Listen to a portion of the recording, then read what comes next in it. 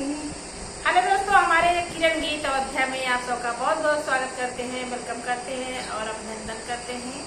आज आप लोगों को एक बहुत मजेदार विवाह गीत सुनाने जा रहे हैं। मजेदार विवाह सुनाए जाते हैं, विवाह गीत सुनाए जाते हैं, मजेदार विवाह। हाँ, मजेदार विवाह गीत है एकदम। हम लोग अयोध्या के निवासी हैं, हम लोग किरण गीत अयोध्या। आप लोग ज्यादा से ज्यादा सर्च करिए, सपोर्ट करिए, आशीर्वाद दीजिए। हाँ बहनी, आप लोग घूमने आइए, टहलने आइए, बहुत आनंद आएगा, बहुत सुकून मिलेगा। अयोध्या नगरी, श्री राम की नगरी।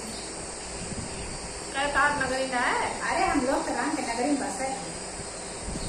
बोल रही लोग और कुछ बोल रही। धन्य है राम की नगरी, धन्य है। हाँ, जय राम की नगरी धन्य नहीं, मैंने इनके सबको बात इससे रखा था। कहीं राम का मुहूर्त कहीं देखे गए हैं कि ना गए हैं, घमंड इतना बड़ा बड़ा राम की नगरी में ध्यान। तो आप सब खुलवाज करके जरूर सुनिए और लास्ट तक जरूर बने रहिए। अभी बहुत छोटा चैनल है, आप लोग ज्यादा से ज्यादा प्यार बिल्कुल एकदम छोटा है, आप लोग इतना बड़ा बनाइए। एकदम छोटा है। कुल मिला के दूसरा गाना ही पड़ रहा है।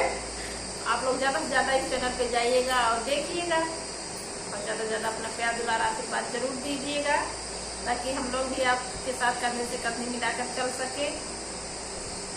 आइए सुनाते हैं, आप लोगों को कैसा लगे कमेंट करके जरूर बताइएगा। ओ कहते सूरज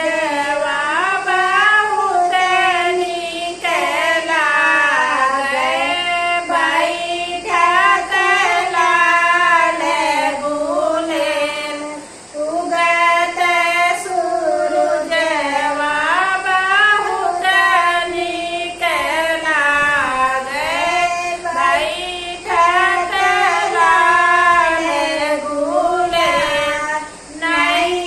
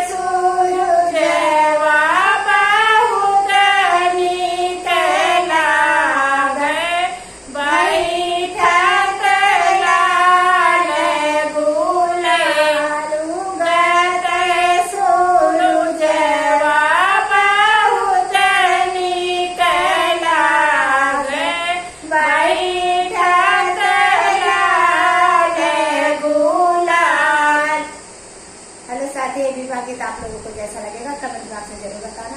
बहुत अच्छा, बहुत प्यारा गीत है, बहुत अपना गीत है, आप लोग जरूर लास्ट तक सुनिएगा। फिर मिलेंगे आप लोग को अगले गाने में। तब के लिए जय श्री